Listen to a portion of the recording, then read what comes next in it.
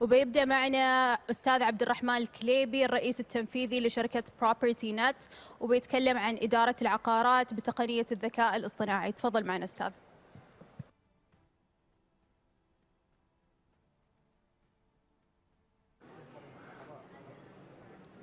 السلام عليكم، مساكم الله بالخير جميعا. بداية أشكر القائمين على هذا الكونفرنس على الدعوة الكريمة، شاكر ومقدر لكم العديد من الجهود. To continue our presentation in English, first of all, my name is الرحمن الكليبي. I'm the CEO of PropertyNet.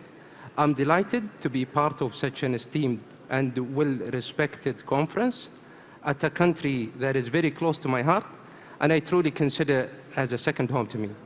Our topic for today is quite an interesting one. It's the importance of data-driven decision-making in the real estate sector. We have an exciting agenda ahead of us. First, we will start by understanding data-driven decision-making. Then we will move into the major types of data that we should consider when it comes to the real estate sector. After that, we will see some of those data in action when it comes to urban planning and sustainability. Then we will dive in deeper on the use cases of data when it comes to the real estate sector. After that, we will take a look at some of the challenges that might face organizations trying to adapt such an approach in the real estate sector, and what are the best practices to face those challenges. We will end up by some of the future types of data that we might consider in the future when it comes to real estate. First of all, for those of you who don't know me, my name is Abdurrahman Al-Kleibi. I'm the CEO of PropertyNet. PropertyNet is the leading PropTech in Saudi Arabia. We have been serving the real estate sector for over 20 years now. On a personal level, I have over 15 years of experience, spanning from real estate and technology, of course, to constructions and sourcing. I've always been passionate when it comes to adapting technology and automating processes. I still remember over 20 years ago now, my first summer job when I interned in my family's company, and I was pitching them adapting emails as a method to send and receive documents rather than faxes, and you can only imagine how hard of a sale that was. So why data? What is the power of data when it comes to business organizations?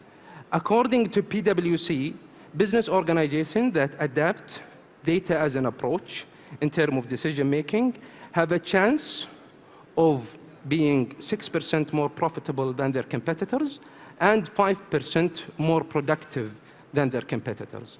Plus, on another report done by McKinsey, we can see that those numbers, which are very interesting, saying that 19 times chances data-driven organizations are going to be more profitable than their competitors. So the power of data lies in seeing the unseen, understanding patterns, and productivity, which might be lacking in some organizations that do not adapt such an approach. So what is data-driven decision-making when it comes to real estate? We can define data-driven decision-making as leveraging all data from multiple sources available for stakeholders, whether they are city planners, policymakers, real estate professionals, to take more informed and strategic decisions. Some of the benefits of adapting such an approach: first, improving the accuracy by relying on data rather than intuition, which is unfortunately in many cases in the real estate industry is taken as a guideline. Increasing efficiency by analyzing workflows and processes to find out room to optimize, which will result in an overall enhance of profitability for the organizations. So what are the major types of data that we should consider when it comes to real estate? First, we should consider the property data, which are all of the data related to a single property, ranging from location, neighborhoods, size, square meter, number of rooms, age, condition, etc. The second type of data is the market data, which is the overall analysis of the market, the selling prices, the latest rental prices, ratios regarding rentals and vacancy, and overall supply and demand of properties in the market. A third type of data is the economical data, which is basically we mainly focus on the interest rate and the mortgage rates, the unemployment, employment, GDP, etc. Finally, the demographic of the entire population. We see the growth of the historical data of the growth and the projections, the income levels, the age distribution, and the household compensation, so the average number of household usually in a country. So we are facing multiple challenges when it comes to our cities nowadays. Rapid urbanization is becoming a challenge for most of the cities around the world. According to the UN, over 70% of the world population will be living in cities by 2050, which will pose a lot of pressure in cities' infrastructure. So by utilizing data and understanding traffic patterns, population densities, and distribution of energy around the city, we can sustain our cities for the future.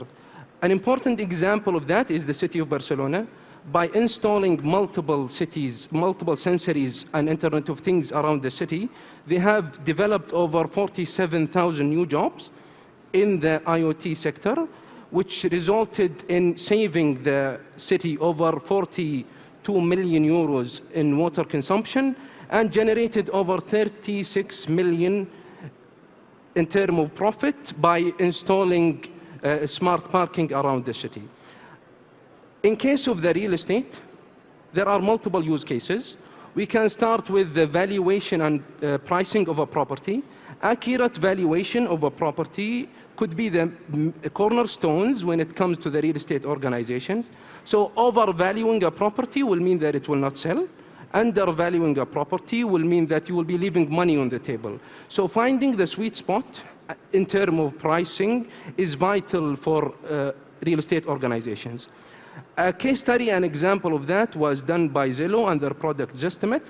According to the case study, the accuracy of Zillow in their product Zestimate reaches over 82% in terms of pricing, which is an efficient approach to cut most of the workflow by automating the pricing. As a result of fair pricing, it increased the seller profit by 7%, and more importantly, it decreased the time to sell by 20%, which is an important factor when it comes to real estate and developers. Another use case is market analysis. By relying on data to analyze the market, to see the opportunities, rather than being relied on intuition or past experience only, you can replicate investment decisions, you can replicate and scale your operation when it comes to real estate investment. So an important case study was done around COVID by a firm in Saudi Arabia that saw an opportunity when change in behavior happened when it comes to consumers, and by adapting more of an online purchasing behavior, they saw an opportunity in the logistical side of the properties. So they acquired multiple properties in industrial areas and repurposed them to be warehouses and fulfillment centers. 3 years after, they are over 90% a return over investment on that initial decision. A final case study and a use case that we should consider when it comes to real estate and data is property management. Property management might be the most challenging part of the entire real estate organizations. Property managers usually have multiple variables, so many moving parts, ranging from maintenance to repairs, to tenant satisfaction, to tenant retention, to relicensing, etc., and collection. So with so many moving parts, real estate managers are standing on a wealth of data that they could utilize, which will help them in making decisions. So by analyzing those data, by being proactive in terms of maintenance than reactive, you can cut down on your costs of maintenance, you can cut down on your repair costs, which in turn will result in more tenant satisfaction and more tenant retention. A case study was done by us internally in PropertyNet, with one of our clients who are a leading capital firm in Saudi Arabia. They are managing multiple funds, and by adapting a data-driven approach and automating their processes, they reduced their manual efforts by 60%. They reduced their maintenance cost by 20%, which resulted in an overall 12% increase in terms of portfolio. A major difference was happening for them when they realized the slippage that they were having from the time that a tenant leaving to a new tenant coming in, and by optimizing and shrinking that time, it resulted in a boost of 7% of their entire rental revenue. So this does not happen without challenges. There are few challenges that organizations are facing when it comes to adapting such a methodology. So the first challenge is the data quality and the data integrity. So when it comes to data quality and integrity, having data from multiple sources and needing to restructure those data to find a way to standardize it is a huge challenge that the organizations are facing. So we can work against that challenge by prioritizing standardization when it comes to data. So mainly governments who are providing those data should consider having a standard of those data so that we can utilize it far much easier. Another challenge is the security and the privacy of those data, which is a huge topic when it comes to data nowadays. So by governments installing policies and procedures and by heavily encrypting data, we can safeguard those data. And finally, the real estate sector has been lagging when it comes to technology. So there is a challenge of lack of technology and infrastructure. So by utilizing new tools and by investing in new technologies, we can face those challenges. With all that said and done, I still truly believe that the future of data and real estate is bright. And some of the new types of data that I'm really excited about is first, geospatial data. So by having an entire image about a location, you can understand the landscape, you can understand the environment, you can understand the traffic around this location, so you can have a more informative decision. Another type of data is the social media and the sentiment analysis. So by analyzing the sentiment toward a certain location and a certain neighborhood, you can find out which types of investment that you should be doing in those places. And by analyzing behaviors of people who are living in those places, you can find the best fit when it comes to investment in those places. So to sum up, few key takeaways. First, data is going to transform the real estate sector whether we want it or not. So either we board it or it will leave us.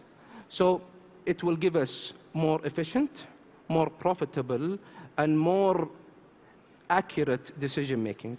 To successfully implement that, you will need to combine the right skills. Sorry for that. Hello? And you need to invest in the right tools. And after all, you need to adapt a new culture of a data-driven decision-making. So where to start? Assess your current data capabilities, plan and have a strategy for the future. Data-driven decision-making is no longer a nice-to-have. It is a must-have. Thank you so much for your time. If you have any more questions, just contact us at PropertyNet or directly on my LinkedIn. Thank you so much for being a pleasant audience.